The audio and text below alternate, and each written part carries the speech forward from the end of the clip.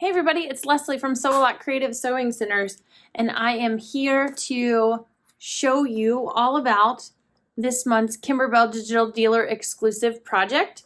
It is this cute little flower cart. We're going to create it and put it into a frame. You could use it with all kinds of different things. So stay tuned. I hope you enjoy. So step number one is going to be to hoop our stabilizer. We're going to use a medium cutaway. This is Kimberbell medium cutaway stabilizer, and I've just cut it so it is the size of my hoop. We have a couple options here. One, we can hoop the fabric along with it, or if you want to baste the fabric in place, that is also an option. For this particular design, I'm using the 150 by 150 hoop. I've taken my fabric and prepped everything. I've ironed on the fusible backing to the back side of my main gray fabric, as well as to my two smaller pieces that will be used for appliques. Once I have got my large gray piece of fabric, my background, I'm going to take and I'm going to fold in half, right sides together, fold in half again to find the center of that fabric. I'm going to use creases to mark that. If you prefer and want a little darker line, you could use a water-soluble marking pin to mark this to get your centering crosshairs as well.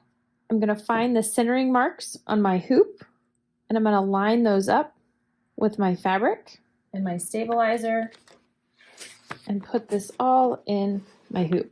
Again, if you decided you wanted to just lay your fabric on top, or you were using a bigger hoop and it didn't take the hole, that was the piece of fabric wasn't the same size, you could always center the fabric on top of the hoop and baste that in place using your built-in basting function, if that's an option that you have. Once I have this all smoothed out, I'm gonna close the quick release on my hoop and tighten up my hoop screw. Now I'm ready to take it to the machine so we can get started stitching. Now that we've prepped our fabric, we've got our fabric hooped, I'm going to put the hoop onto the embroidery arm. I'm going to make sure that the design is called up on my screen. And here's where, if you're going to use the basting stitch, you would call up the basting stitch that would be built in on your machine and baste around. Or if you have your fabric hooped, you can just start stitching the design from here. So step number one is going to be the applique for the front of the cart. So it's going to do the placement stitch first. Once the placement stitch is down, I'm going to take my piece of striped fabric that has the fusible backing on it, and I'm going to cover up that placement stitch completely, and we're going to tack that in place.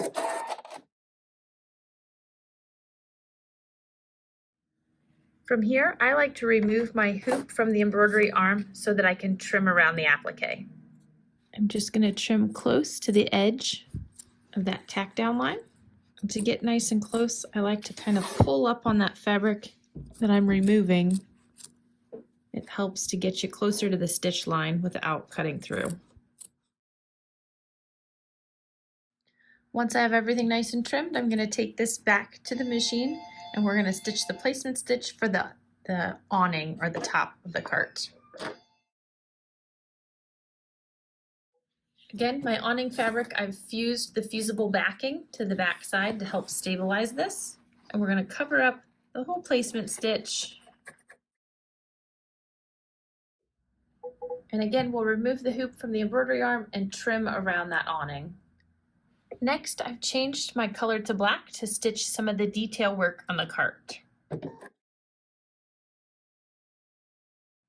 From here, I'm going to follow the step-by-step instructions, and with each one, it's going to give us a color recommendation. Just a generalized color, not an actual thread type or color number, but just a generalized option. So I'm changing to taupe, and I'm actually going to use this for the next 3 color changes, just based off what I'm looking for.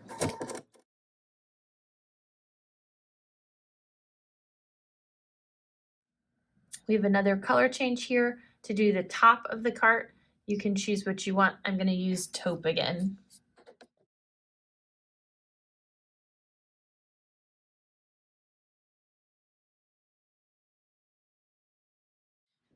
So once it finishes the shelf and the sides of the cart, it's going to do the other poles.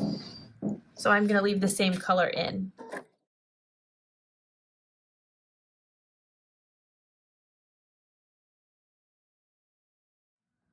Next, we're going to change our color to stitch the bottom edge of the cart.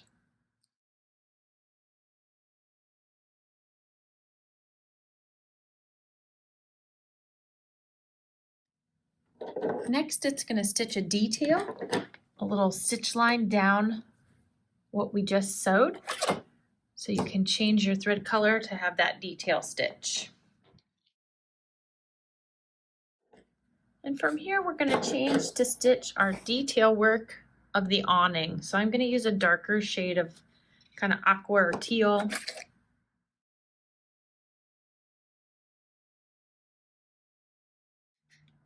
Next, we're going to stitch the satin stitch around the awning.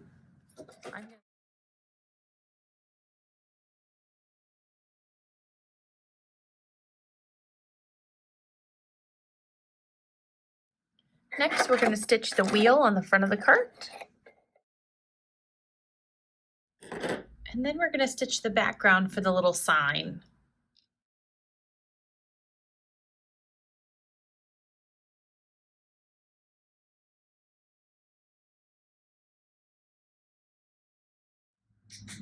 From here, we're just going to continue on by stitching the different color changes for all of the detail. Right now, we're working on the flowers, their leaves, and the flower pots.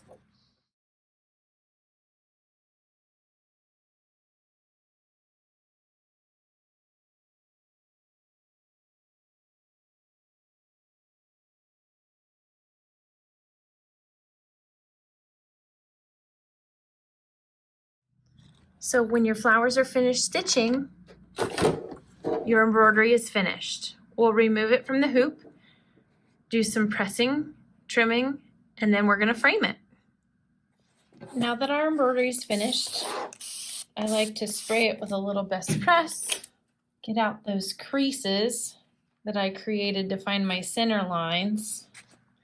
And I like to press embroideries with a wool mat. It helps so that the embroidery kind of will sink into the mat a little bit and you can get all those spaces up close and around.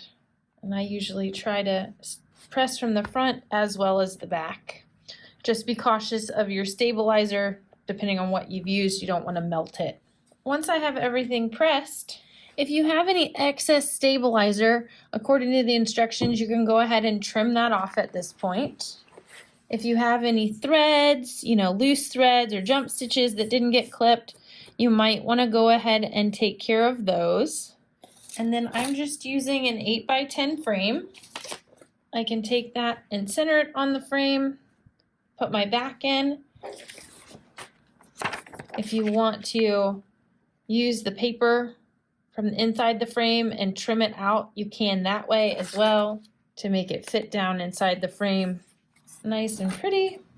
If you want to fold it back, if you want to mat it, just depending on what size you're doing, you have lots of options there to get this framed and create this fun decoration that you can use anywhere in the spring.